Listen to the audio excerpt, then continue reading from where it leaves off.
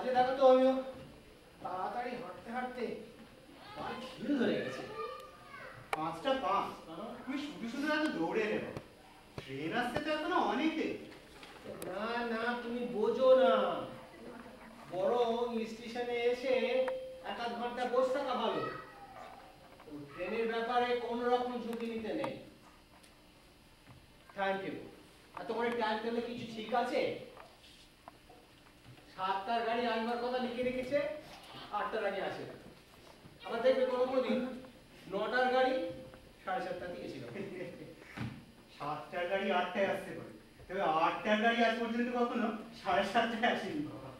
আসে আসে বাবা, এদেশে সব আসে।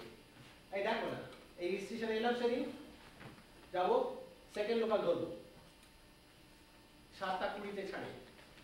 আমি স্টেশনে এলাম, দেখি 7টা বাজতে না বাজতেই ট্রেন ছেড়ে দিয়েছে, এসে গেছে নতুন ট্রেন।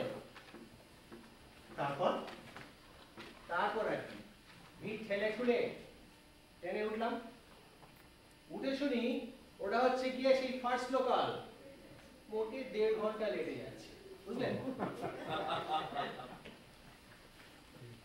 তোমার এই অ্যাপয়েন্টমেন্ট লেটার ওরা ঠিকঠাক নিয়েছো তো? হ্যাঁ নয় বাবা, ওই খুলে দেখো। তুমি তো যাবে সেই রাত্রিবেলা, গিয়ে পৌঁছবে সেক্রেটারি বাড়িতে, গিয়ে বলবে আমার নাম অমিয় চট্টোপাধ্যায়, আমি আপনাদের থার্ড টিচারে অ্যাপয়েন্টমেন্ট পেয়ে এসেছি। তিনি সঙ্গে সঙ্গে বলবেন কই আপনি অ্যাপয়েন্টমেন্ট লেটার দেখি। আর তখন তুমি কি করবে?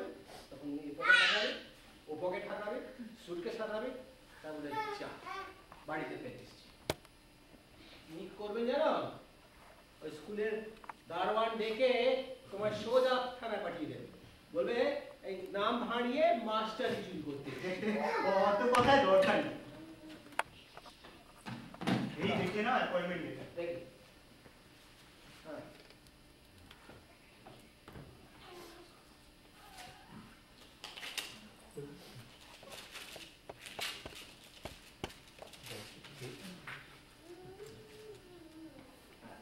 হ্যাঁ so with reference to your application dated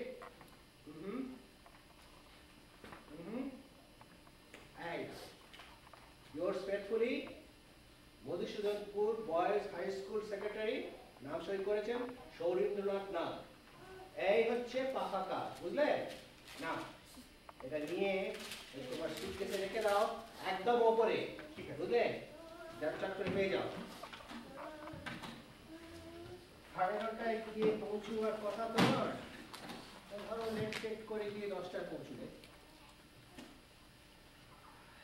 রাস্তাঘাট কিরকম সত্য অজানা, মেঘের অবস্থাও দেখছি মেঘ করে আকাশের।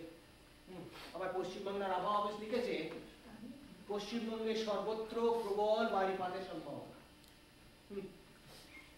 কিভাবে যে গিয়ে পৌঁছবে এই অজানা অচেনা জায়গায়, আগে তো যাওনি, কিছু বুঝতে পারছি না।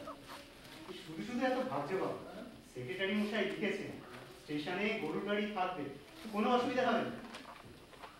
লিখতে হয় তাই লিখেছে, কোনো অসুবিধে হবে না।